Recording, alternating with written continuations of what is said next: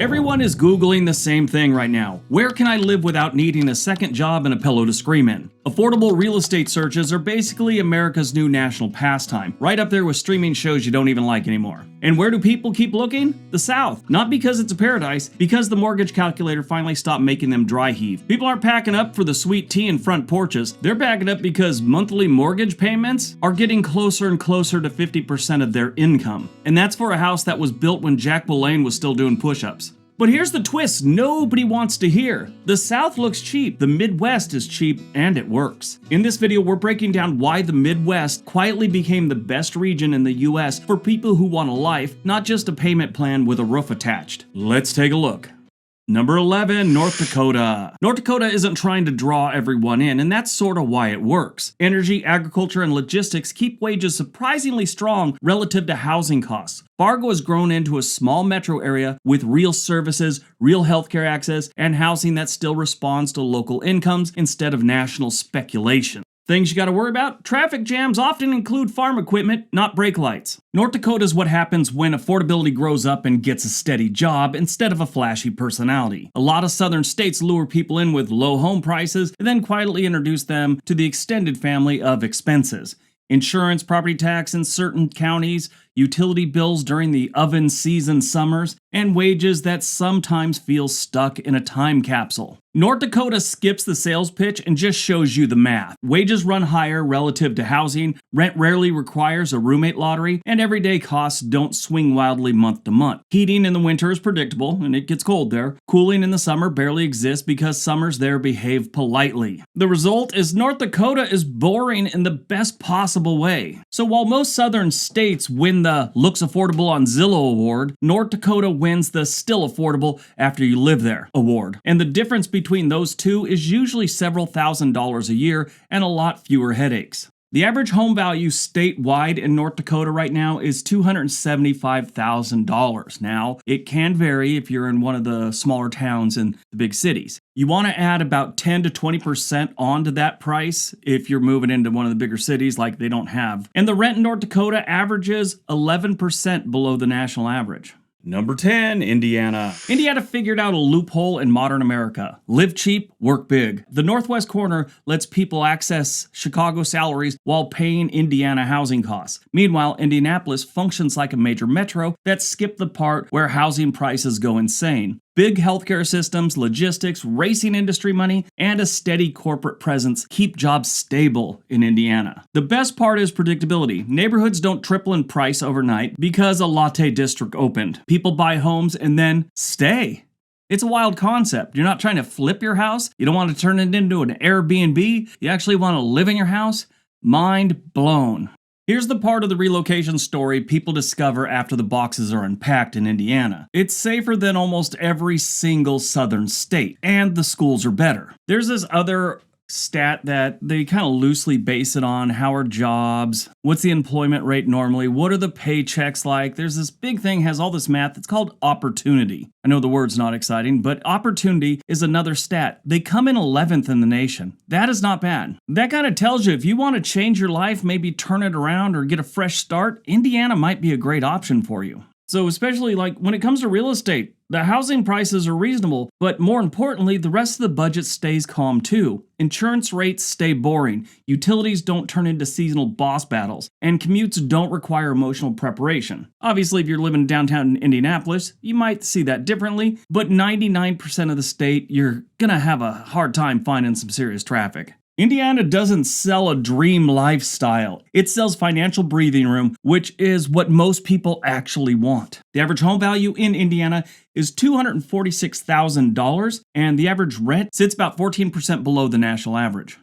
Number 9, Michigan. Now, once you get past all the stories about Detroit, which is getting better, I've mentioned that recently, they're turning things around there in a big way, and like Flint, Michigan, you start realizing Michigan's a pretty good place to live. We just did a video about European cities in the United States, and they have a really cute one near Grand Rapids called Holland. You should look at that if you didn't already see that video. But Michigan spent decades being a cautionary tale and accidentally rebuilt itself into a bargain.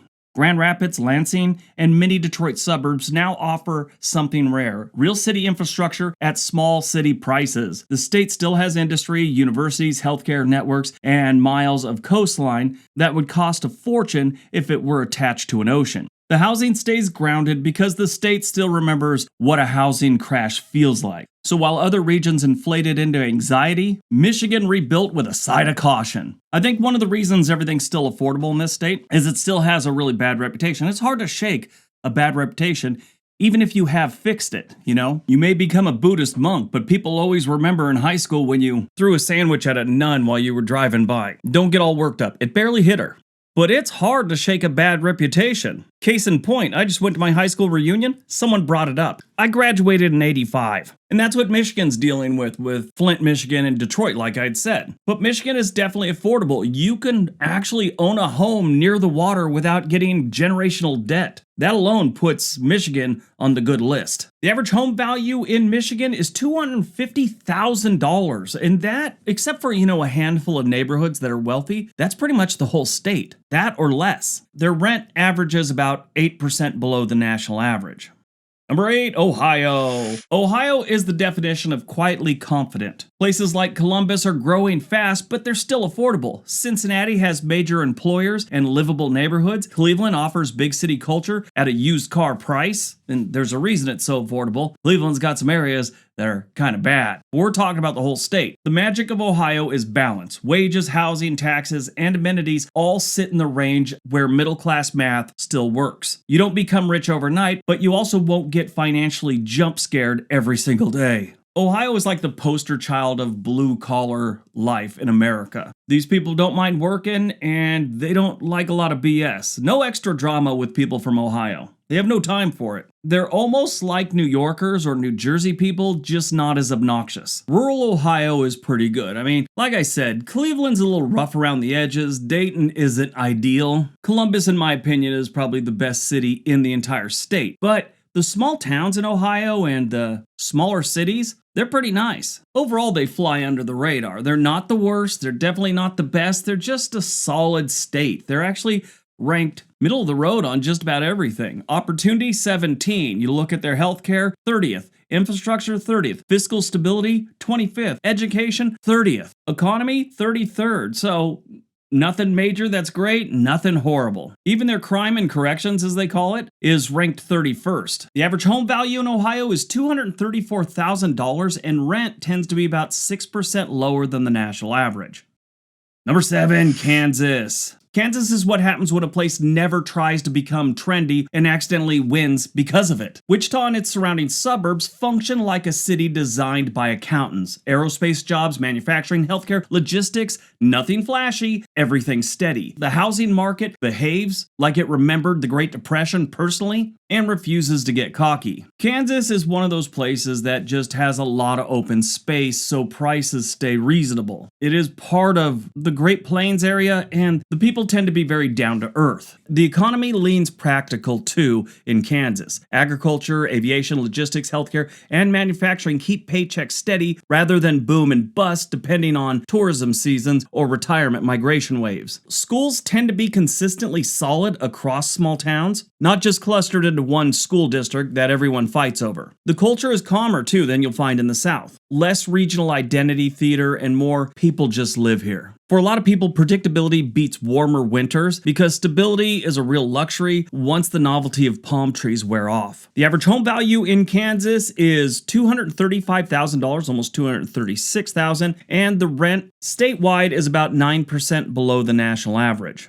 Number 6, Missouri. Missouri quietly offers something rare in modern America: choice. Kansas City gives you a growing economy and a culture without Chicago pricing. St. Louis gives you architecture and neighborhoods that feel East Coast but cost Midwest. You get pro sports, museums, universities, hospitals, and real urban amenities while still being able to afford a backyard large enough for a grill and maybe a hot tub. Missouri isn't perfect by any stretch of the imagination, but dollar for dollar, it's one of the few places where the middle class still means what it used to mean. I think Missouri is often overlooked for its natural beauty. You got Lake of the Ozarks, right there Mark Twain National Forest. Of course, then for things to do, you got Branson, the Kansas City Chiefs. Still got the St. Louis Cardinals over in St. Louis on the other side of the state. Basically, it's a pretty good state if you like being outdoors and you like sporting events. If you look at all their rankings that I was talking about earlier, fiscal stability, they're number 11. Opportunity, they're 11. And natural environment, they come in at 15th. Not a bad state to live in. I think it's really underrated, but compared to most southern states, it's a step up. The average home value here is $253,000, and their rent is even with the national average.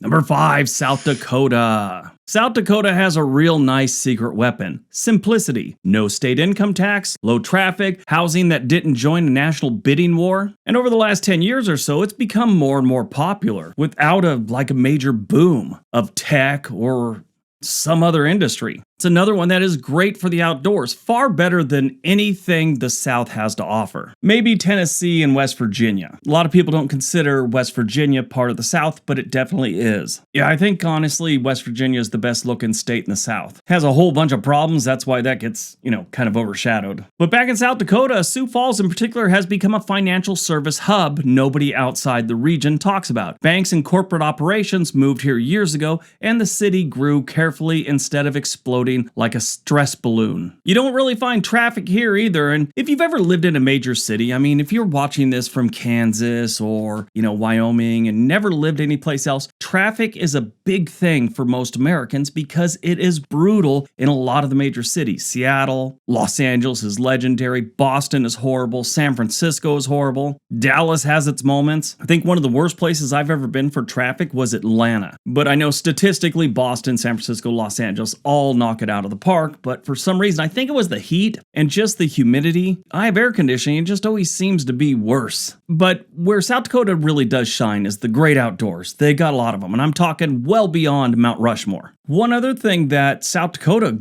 is above everyone else is infrastructure. By the way, their natural environment, they're ranked 5th in the nation. Infrastructure is number 2. They needed jobs and they put people to work building roads and bridges and things like that. The only problem I've ever had with South Dakota is Mount Rushmore. That is a colossal waste of time. You go there, you look at Mount Rushmore, spend about 10 minutes there, then you're like, what next? The average home value in South Dakota is $307,000. Now, here's kind of a bummer. Their rent is 1% higher than the national average. Not horrible, especially when you look at places like California where the rent is like 35% above the national average. 1 is nothing. Number 4, Wisconsin. Wisconsin is basically a fully equipped state sold at warehouse pricing. Madison brings a university economy and tech jobs. Milwaukee brings lakefront city life at a fraction of Great Lakes competitor prices. You get festivals, parks, healthcare systems, and neighborhoods that look like adults design them instead of developers maximizing investor returns. I hate it when they do that. They build an area, developers do, and let's say it should comfortably fit 120 homes, some big housing area, but they decide they can squeak in 150. They just got to make the roads a little bit more narrow, and you better cut back on some of the square footage of the houses. Next thing you know, these places suck to live in. We had a mall by my house on Hermosa Beach that did that one time. It's a really nice mall, but they decided to try and squeeze in extra places to the point where their parking was ridiculously tight. It ruined that mall. But Madison is one of the nicest cities to live in the United States right now. They're ranked 14th overall, just outside the top 10, with education getting a 7 and opportunity getting a 9. Everything else is in the low 20s or teens. Now, you got to keep in mind, heating bills exist. Yes, winter is not optional, but neither is financial stability, and Wisconsin offers plenty of that. A lot of people discover they can handle some snow when it saves them $1,600 a month. The average home value in Wisconsin is about $318,000, and their rent is only 4% above the national average. Number 3, Nebraska. My viewers keep bringing up Nebraska for a reason in the comment section. It's a nice place to live, if you don't mind flat. Omaha feels like a city built for actual living rather than speculative investment. They've got strong job markets, major corporate headquarters, excellent healthcare, and neighborhoods where teachers and mechanics still buy homes near each other. Lincoln adds the college town energy without that college town rent. Nebraska doesn't wow visitors in the weekends. It just keeps going on, and living their life. It normally wins in year 5 when you realize you have savings, free time, and neighbors who aren't moving every 11 months. That combination is strangely refreshing. When I lived in Redondo Beach, California, we had new neighbors like every other month, it seemed like. Places like Nebraska, even Kansas, and the Midwest in general, you get neighbors and they're usually there long enough to watch your kids grow up and have their own kids. It's how a good community is built. The average home value in Nebraska is $267,000, and their rent on average is about 3% lower than the national average. Number 2, Iowa. Yep, staying in middle America because, that's where most of the Midwest is. Actually, that's where all the Midwest is. Iowa might be the best life optimization state in the country. Des Moines has one of the strongest insurance and finance job markets per capita in the country. The metro keeps growing, but the housing prices behave like it signed a non-aggressive pact with reality. You got short commutes, good schools, and functioning infrastructure. Daily life friction is incredibly low. Nobody brags about moving Iowa. They just quietly stop complaining about the bills. Now, Iowa's a great state to raise kids, and they've got some really cool small towns, not just Des Moines and Sioux City. Just talked about Pella on that European one, which is in it's just outside the Des Moines metro area. That's a beautiful little town. Canals, everything. It looks like a little Dutch village with brick buildings and cobblestones and just in general a great little town. And there's a bunch of towns like that in Iowa. The best thing about Iowa is their fiscal stability. That ranks 4th in the nation. That is not bad. Everything else is in the teens except for their healthcare, which is 26th. Overall, not a bad state to live in. It's flat, it does get tornadoes, but tornadoes don't come through every week, and you're not always on guard with them. They do happen, though. Iowa's a great place to raise a family, and in my opinion, that's one of the strongest suits it has over the South. Not saying it's bad to raise a kid in the South, I'm just saying Iowa's a lot better. And it's about as affordable as most of the southern states. The average home value in Iowa is $224,000. That is not bad, and their rent is 3% lower than the national average. All right, before we get to number 1, if you're thinking about moving to any one of these states, there's a link for Home and Money in the description area below. They can get you in touch with a real estate agent anywhere in the country. All right, on to number 1.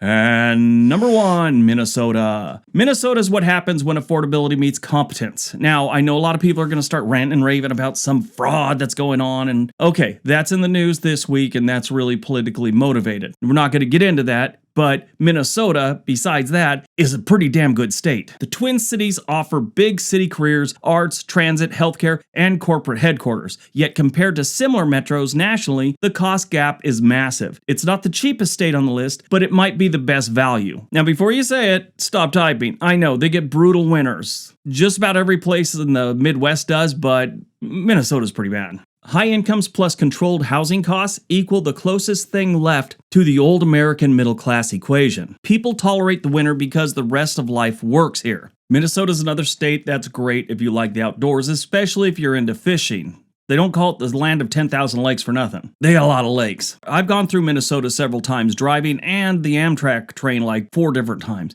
It is so beautiful. It's just green and beautiful, and I love it. Now, I'm sure the winter, it's a little bit different, but I've always been there around summer or spring. One winter I was there. I didn't leave Minneapolis much. But Minnesota is honestly one of the best states to live in right now in the country, once you get past the headlines. That, as I've noticed recently, that's kind of becoming not a thing anymore. I'm sure the investigation's still going on, but it's not all over the press like it was. They've moved on to other things. Shows you how serious that fraud actually was if they've moved on in about 2 weeks. So Minnesota is a little more expensive than the other southern states, but nothing compared to New York or California, or Massachusetts for that matter. They have brutal winters, but everything else, in my opinion, is far better than any southern state. The average home value here is $335,000 and the rent is 1% higher than the national average. All right, that's today's video. Hope you guys enjoyed it. Hope you got some information out of it. Now go out, have a great day, be nice to each other.